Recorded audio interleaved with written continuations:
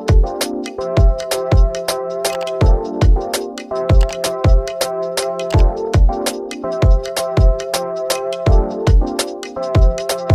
दोस्तों, क्या हाल चाल। चलिए आज हमारा ये चौथा लेक्चर है जिसमें हम लोग फिजिक्स के चैप्टर 2 वेक्टर्स में दूसरा पार्ट पढ़ रहे हैं। पहले लेक्चर में हम लोगों ने इंट्रोडक्शन पढ़ा था और अब दूसरे में हम लोग 10 से 12 न्यूमेरिकल लगाएंगे, चैप्टर खत्म हो जाएगा। चलिए पहला न्यूमेरिकल देखते हैं, और जो लोग मेरे चैनल पर नए हैं चैनल को सब्सक्राइब करिएगा, शेयर करिएगा। चलिए पहला क्वेश्चन है, निम्न राशियों में कौन सी सदिश नहीं है।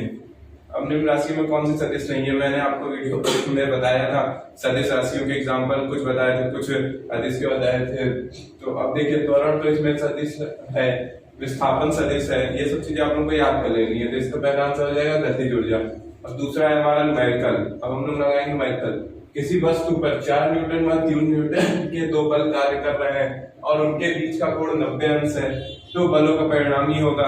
आप लोगों को मैंने जब समांतर चतुर्भुज का नियम पढ़ाया था तो उसमें एक फॉर्मूला बताया था, R बराबर under root a square plus b square plus 2ab cos theta. वही फॉर्मूला यहाँ पे लगेगा। चलिए लगाते हैं। परिणामी मतलब रिजल्टेंट पूछा है, तो R से लिखते हैं under root a square plus b square plus 2ab cos theta. यही फॉर्मूला था, मैंने आप लोगों को बताया था। फॉर्मूला वगैरह याद कर लीजिएगा। ए यहाँ पे पहला बल मान लेते हैं 4 है, 4 का स्क्वायर प्लस दूसरा बल 3 है तो 3 का स्क्वायर प्लस 2 ए क्या था 4 था, इंटू में 4, फिर बी क्या था 3 था, इंटू में 3 cos 90 डिग्री।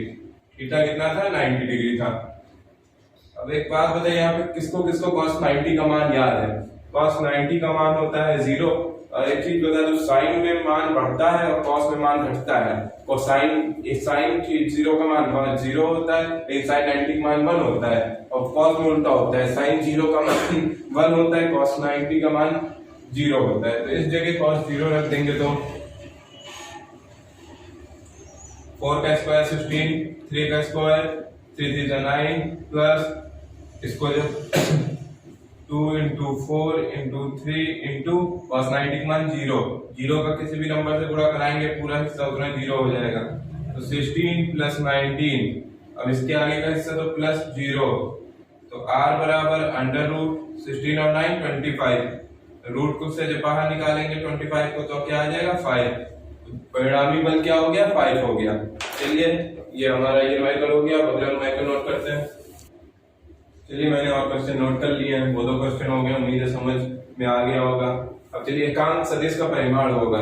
मैंने आप लोगों को इंट्रोडक्शन वीडियो में एकांक सदिश के बारे में बताया गया था। जिसका परिमाण 1 होता है वो एकांक सदिश होता है, जिसका परिमाण 0 होता है वो शून्य सदिश होता है।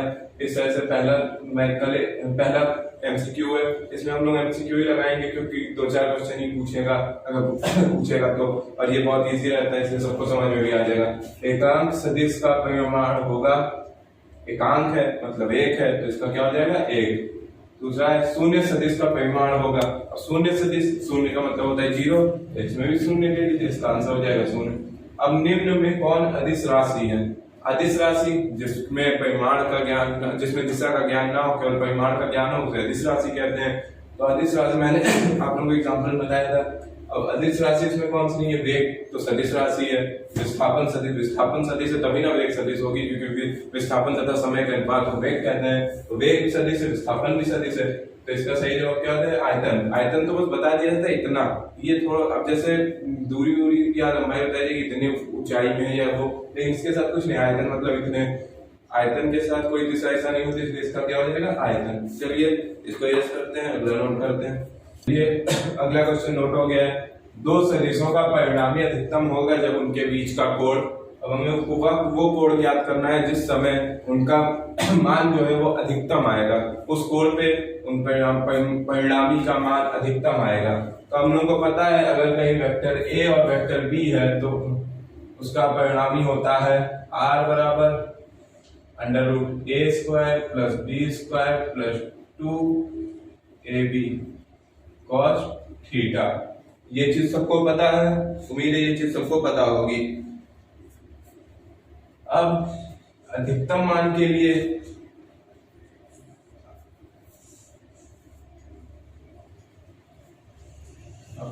इस जगह क्या पूछा, अधिकतम मान, तो r का महत्तम मान r बराबर a प्लस बी हो जाएगा। ये भी मैंने इंट्रोडक्शन वीडियो में बताया था कैसे होगा। अब इसको समीकरण 1 मान लेते हैं, इसको समीकरण 2 मान लेते हैं। समीकरण 1 व 2 से आइए देखते हैं। तब a प्लस बी बराबर ये वाला, दोनों को इक्वल के अगल बगल में लिख दीजिए, a square plus B square plus 2ab cos theta.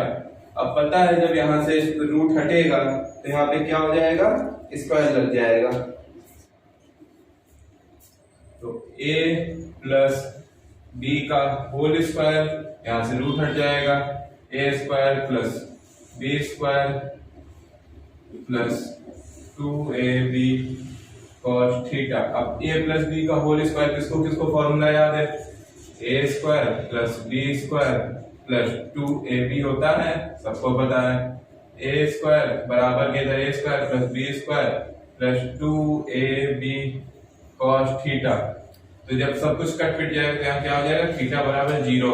तो हम क्या लिख देंगे कि थीटा का मान 0 होने पर किसी भी सदिश का परिणाम अधिकतम होगा, तो इसका आंसर क्या हो जाएगा, 0 डिग्री हो जाएगा। चलिए अगला क्वेश्चन नोट कर, चलिए रेस कर लिया मैंने, अगला क्वेश्चन भी नोट कर लिया है। क्वेश्चन नंबर 7 है, यदि दो बल सदिशों के परिणाम 6 न्यूटन और 8 न्यूटन है, वे परस्पर लंबवत हैं, तो परिणाम ही होगा। क्वेश्चन मैंने अपनी लैंग्वेज में लिखा है कि जब आप लोगों के पास आए तो आप लोग कंफ्यूज ना हो। अभी इससे पहले मैंने एक यही ऐसा ही न्यूमेरिकल लगवाया है, लेकिन उसमें कोड दिया हुआ था। कोड उसमें 90 डिग्री दिया था, शायद एग्जैक्ट नहीं याद है, लेकिन उसमें कोड दिया हुआ था। इसमें कोड नहीं दिया है, लेकिन लगना ये वैसे ही। इसमें ये लिखा है वे परस्पर लंबवत है। लंबवत का मतलब होता है कोई ऐसे सीधे रखी है, उसके सीधे एकदम 90 अंश का कोड बनाए। लंबवत का मतलब होता है कि कोड जो है 90 अंश का है। जहां लंबवत की बात है, कोड 90 अंश रख दीजिएगा, हो जाएगा। बस ऐसे ही, अब इसमें कुछ नहीं करना है, आप लोग उम्मीद कर लेंगे। r बराबर under root a square plus b square plus 2ab cos theta. फिर r बराबर अंडर रूट a, क्या कुछ भी मान लीजिए, 6 का स्क्वायर प्लस 8 का square plus 2 into 6 into 8 into cos 90। और इससे पहले मैंने cos 90 की वैल्यू बताई है। आप लोग जाने से पहले साइन और कॉस के सारे मान याद कर लीजिएगा, क्योंकि न्यूमेरिकल में अक्सर इनकी वैल्यू की वजह से आंसर सही नहीं आ पाता है। चलिए सॉल्व करते हैं। 6 6 जा 36 प्लस 8 8 जा 64 प्लस इतना हिस्सा क्या हो जाएगा, cos 90 मान 0, सबसे बड़ा होगा 0। r बराबर अंडर रूट 6 4 10 हासिल किया 100 हो गया। 100 का स्क्वायर रूट क्या होता है, 10 मल्टीप्लाई बाय 10 कितना होता है, 100 होता है। इसका मतलब r बराबर 10 न्यूटन। आंसर हो गया। ऐसे ही हमारा ये भी न्यूमेरिकल हो गया। चलिए अगला न्यूमेरिकल लगाते हैं। चलिए मैंने वहां क्वेश्चन नोट कर लिया है, 2 ही नोट किया हूँ, बोर्ड में स्पेस कम है। सदिश राशि है। अब यही सब क्वेश्चन आना है, रिपीट हो क्योंकि ज्यादा बड़ा चैप्टर है नहीं, मैंने पढ़ाया भी है, तो उसमें 3 से 4 हेडिंग है, उसी से रिलेटेड क्वेश्चन आना है। बाकी इंटरमीडिएट में इससे बड़ा कोर्स था, लेकिन इस जगह पे सिर्फ इतना ही, क्योंकि हाई स्कूल लेवल का ये पेपर होता है। सदिश राशि है। अब देखिए दूरी, सदिश का मतलब क्या होता है सबको पता होना चाहिए। जैसे अदिश का पता है परिमाण होता है, दिशा नहीं होती है, और सदिश का क्या होता है जिसमें परिमाण भी होता है, दिशा भी होती है, तथा सदिश नियम का पालन करती है। सदिश नियम की बात आप इंटर में ज्यादा अच्छे से समझेंगे। इस जगह पे इतना जानिए कि परिमाण हो, दिशा हो, मतलब सदिश है। अब सदिश राशि दूरी को बोलती है 2 किलोमीटर। अब ये नहीं बताया ना कि सीधे जाना है कि दाएं जाना है कि बाएं जाना है, इसलिए ये तो मान लीजिए अदिश है, क्योंकि इसमें दिशा नहीं होती है। द्रव्यमान 5 किलो ही तो है, क्या है क्या इसे कुछ नहीं बताया, ये भी नहीं। वेग में होता है जैसे विस्थापन, आप दाएं मुड़ के 2 किलोमीटर घूम वहां 2 किलोमीटर चल के वहां जाना है, तो होता है वेग। जैसे विस्थापन ये हो गई वेग। अब वेग क्या होता है, विस्थापन तथा समय के अनुपात को। अब उसमें एक चीज जब है तो वेग तो फिर होनी है, तो क्या हो गई वेग। इसका ये सब चीजें आप याद कर लीजिएगा जाने से पहले, एक बार वीडियो में सारे देखिएगा, कुछ ना कुछ तो दिमाग में रहेगा ही पेपर से। 2 सदिशों के परिमाण का मापांक निर्भर करता है दोनों सदिश के परिमाण पर, दोनों सदिश के बीच कोण पर, a व b कोई नहीं। अब आपको मैं इसमें एक चीज बताऊं, जहां पे भी आपको ऑप्शन दिखे a व b या a व c दोनों, ऐसा जहां कंडीशन आए तो उस जगह समझ लीजिएगा ये होना ही होना है। क्योंकि एग्जामिनर जब भी पेपर ये सब पेपर सेटअप होता है तो ऐसा बहुत कम ही क्वेश्चन इस तरह किया जाता है कि बच्चे लगभग क्वेश्चन कर लें, और ये वक्त भी ऐसी कंडीशन आई है तो इसका मतलब कि वो सही होगा। अब ज्यादातर एग्जामिनर निगेटिव उससे पर्पज से नहीं चलते हैं कि कोई नहीं होगा, कुछ ना कुछ होगा। और इसमें एवं भी दोनों जहाँ ये कंडीशन है लगा दीजिएगा, इसमें परिमाण भी आवश्यकता होती है, इनके बीच में कोड भी जो होता है उसकी भी आवश्यकता पड़ती है। चलिए एक सवाल और लगाएंगे, बस इसके बाद हमारा वीडियो खत्म होगा, फिर अगला चैप्टर कल शुरू होगा। चलिए ये हमारा आखिरी क्वेश्चन है, निम्न में कौन सदिश राशि है। अब ज्यादा कुछ बड़ा क्वेश्चन भी नहीं था तो ये मैंने अपने मन से ही क्वेश्चन बना दिया। निम्न में कौन सदिश राशि है, धारा, धारा तो बिल्कुल नहीं है। आयतन, आयतन तो मैंने इससे पहले बताया है कि अदिश राशि है। अब बचा वैद्युत क्षेत्र, तो यहाँ पे वैद्युत क्षेत्र ही है। ठीक है, इस तरह से हमारा वीडियो खत्म होता है। जो लोग मेरे चैनल पे नए चैनल सब्सक्राइब करिएगा और बाकी लोग अपने फ्रेंड्स को शेयर करिएगा। चलिए ठीक है, नमस्ते, नमस्कार।